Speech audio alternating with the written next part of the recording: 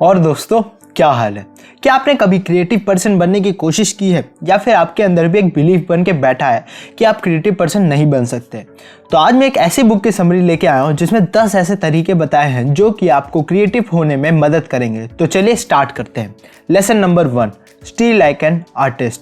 Pablo Picasso कहते हैं कि आर्ट इज थेफ्ट, पर उनका मतलब ये नहीं कि हम किसी की चीज़ को कॉपी करें, पर उनके थेफ्ट का मतलब है कि हमें आइडियाज़ को चोरी करना चाहिए। जैसे कि अगर आपको कुछ लिख रहे हैं तो आपको किसी राइटर के स्टाइल को यूज़ कर सकते हैं और किसी और राइटर के वर्ड्स को यूज़ कर सकते हैं, पर आप उनके लिखे हुए कंटेंट को कॉपी नहीं कर सकते।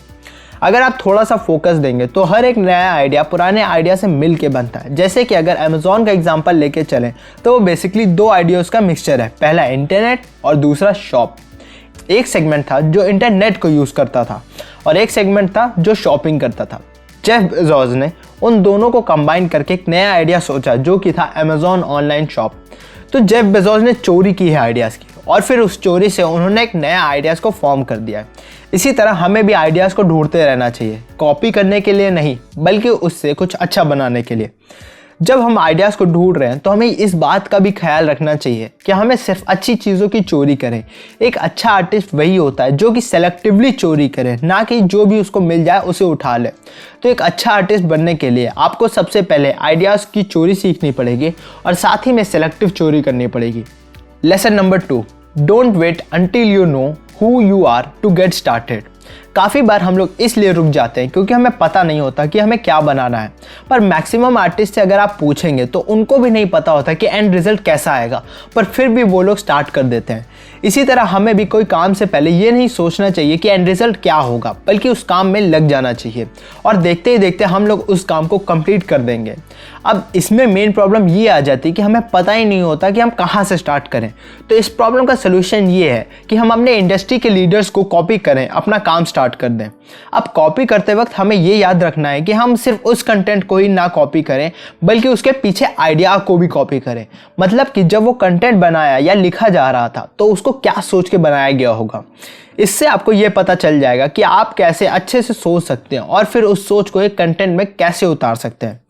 अब अगर आप सिर्फ एक आदमी से ऐसे कॉपी करते हैं तो सब लोग कहेंगे कि आप उस आदमी के कॉपी हो, पर अगर आप बहुत सारे आर्टिस्ट को कॉपी करके कंटेंट बनाते हैं तो लोग कहेंगे कि आप ओरिजिनल हैं। Lesson number 3, write the book you want to read. अब काफ़ी लोग इस बात को लेकर परेशान रहते हैं कि लोगों को क्या पसंद है और फिर उसके अकॉर्डिंग वो अपना कंटेंट बनाने की सोचते हैं।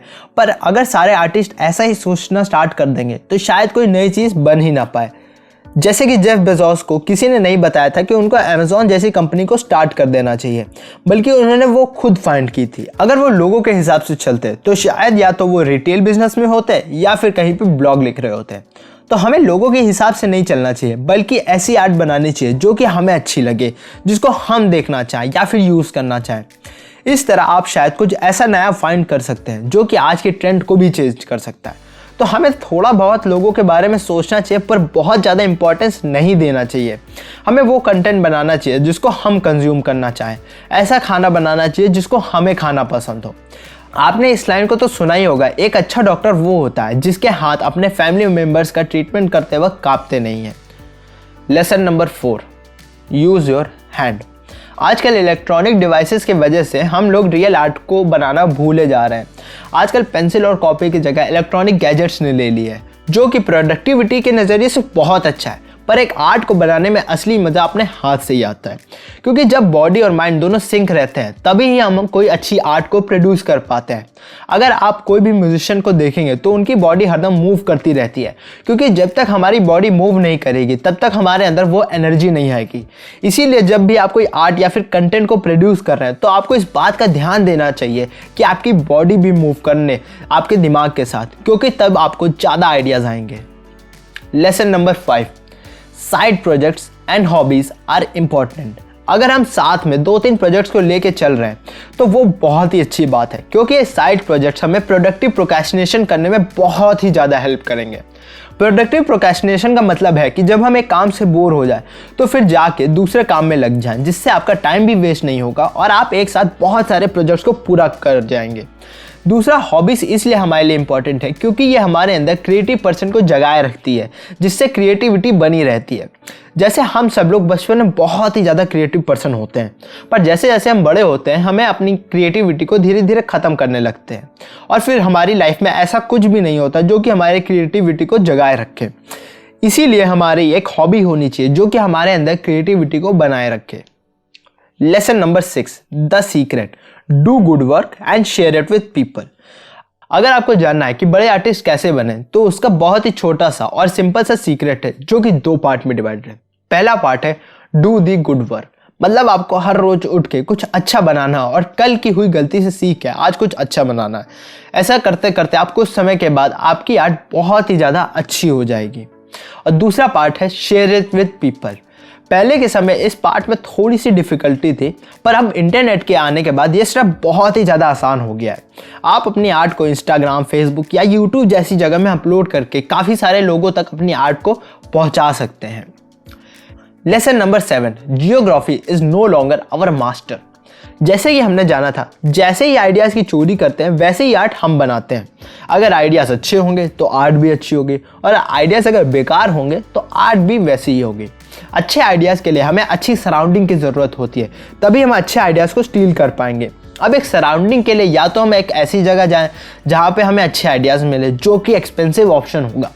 और अगर आपको एक इनएक्सपेंसिव वे चाहिए तो आप इंटरनेट का यूज़ कर सकते हैं। जी हाँ, आप इंस्टाग्राम, ट्विटर, फेसबुक जैसी सोशल साइट का यूज़ करके आप एक ऐसा एनवायरनमेंट बना सकते हैं जो कि आपको नए नए आइडियाज़ देगा, और फिर आप कहीं पे भी रहकर अपने मुताबिक एनवायरनमेंट बना सकते हैं। Lesson number 8, be nice. अगर आप आजकल इंटरनेट पे ध्यान देंगे तो आपको बहुत ज़्यादा फाइट्स देखने को मिल जाएंगी, और ऐसी फाइट्स बड़ी आम सी हो गई हैं क्योंकि लोगों को आजकल तुरंत पता चल जाता है कि दूसरे आदमी ने उसके बारे में क्या बोल दिया।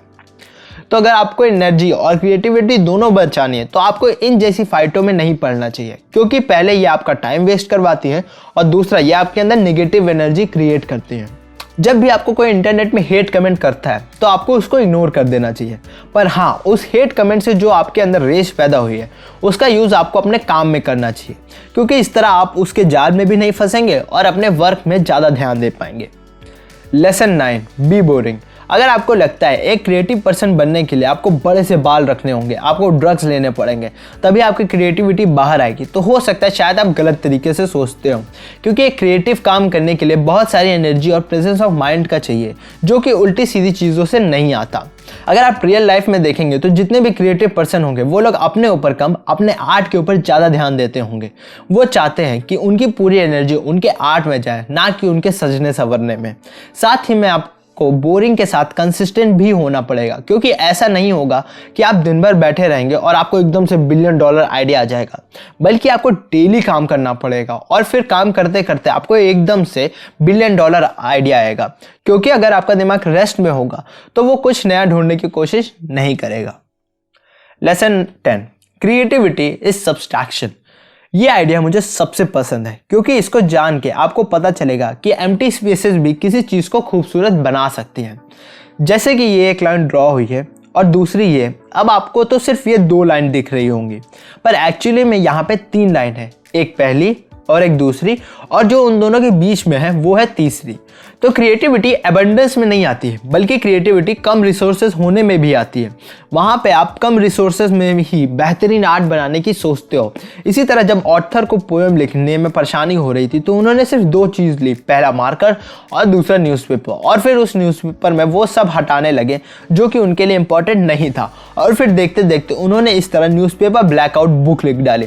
तो अगर आपके पास रिसोर्सेज कम है तो आपको ये नहीं सोचना चाहिए कि आप बहुत ही ज़्यादा अनप्रिविलेज्ड हैं, बल्कि आपको ये सोचना चाहिए कि आपको एक मौका मिल गया है क्रिएटिव पर्सन बनने का।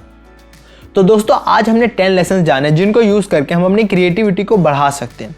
तो चलिए उन 10 लेसन्स को एक बार रिवाइज कर लेते हैं। Number 1, steel like an artist. इसमें हमने आइडियाज़ की चोरी के बारे में जाना था।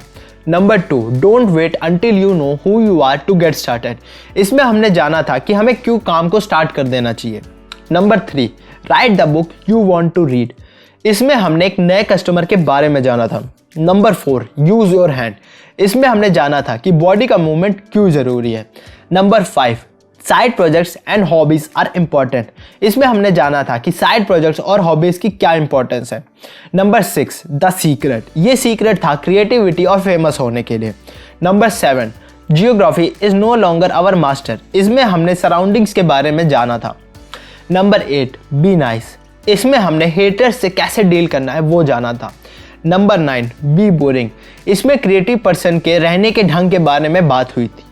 नंबर 10 क्रिएटिविटी इज सब्सट्रैक्शन, और इसमें हमने जाना था कि एम्प्टी चीज़ें भी क्रिएटिविटी ला सकते हैं। ये सारे लेसन मुझे steel like an artist book से मिले हैं, जिसको ऑस्टिन क्लेयर ने लिखी है। अगर आपको ये बुक पढ़नी है तो नीचे दिए हुए लिंक से जाके आप बुक को खरीद सकते हैं। तो आज का वीडियो यहीं पे समाप्त करते हैं। लाइक करें अगर आपको वीडियो अच्छी लगी, और कमेंट करके बताइए कि आपको किस बुक के सिंपल लेसन चाहिए, और सब्सक्राइब बटन और बेल आइकन को भी दबा दें ताकि आपके पास ऐसी वीडियोस हर हफ्ते पहुंचती रहे। तब तक के लिए मैं आपसे विदा लेता हूं and have a good day.